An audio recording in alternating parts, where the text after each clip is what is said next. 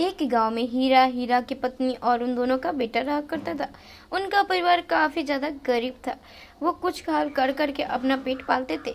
एक बार हीरा का बेटा अपनी माँ को कहता है कि माँ, मुझे खिलौने चाहिए। आप बोले थे कि मुझे खिलौने अगले महीने में दिलाने वाले हो, लेकिन आपने मुझे अभी तक खिलौने नहीं दिलाए।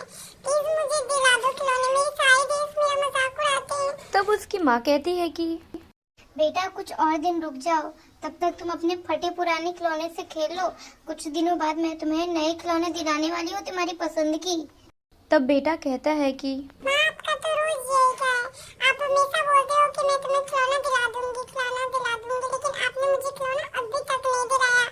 माँ के काफी समझाने के बावजूद भी नहीं समझ पाता है और वो गुस्से में आकर माँ कहती है बेटा को, बेटे, पापा को आ जाने दो, उनके बाद मैं पापा से बात करूंगी और तुम्हें खिलौना जल्दी ही दिलाने की कोशिश करूंगी। हीरा का बेटा गुस्से में आकर वहाँ से चला जाता है। उसकी माँ चुपचाप खड़ी रहती है वहीं पे।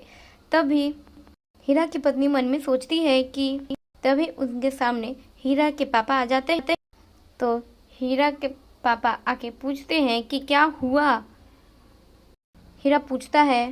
सुनते हो क्या हुआ? तुम इतनी परेशान क्यों हो?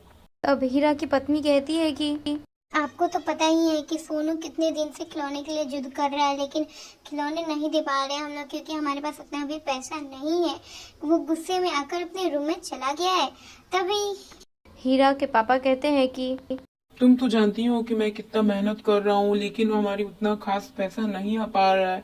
किसी भी हाल में हम लोग को 2 वक्त की रोटी ही मिल पा रहा है, तो मैं कैसे पूरा कर सकता हूँ बेटे के लिए खिलौना का जिद।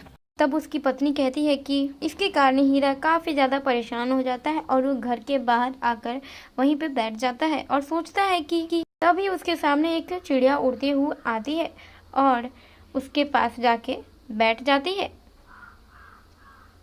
चिड़िया उससे कहती है कि सुनो, मैं तुम्हारी मदद करने के लिए आई हूँ। मैं यहाँ से चली जाऊंगी, तुम्हारे घर का हाल पूरा एकदम अच्छा हो जाएगा, तुम अमीरों की तरह रहने लगोगी। ये सब सुनकर काफी ज्यादा परेशान हो जाता है और वो बोलते हैं कि कैसे कैसे हो सकता है, और उड़ते हुए चले जाती है। कुछ ही देर में उसका हालत काफी ज्यादा सुधार हो जाता है और वो सब काफी ज्यादा खुशहाल अपना जीवन व्यतीत करते हैं।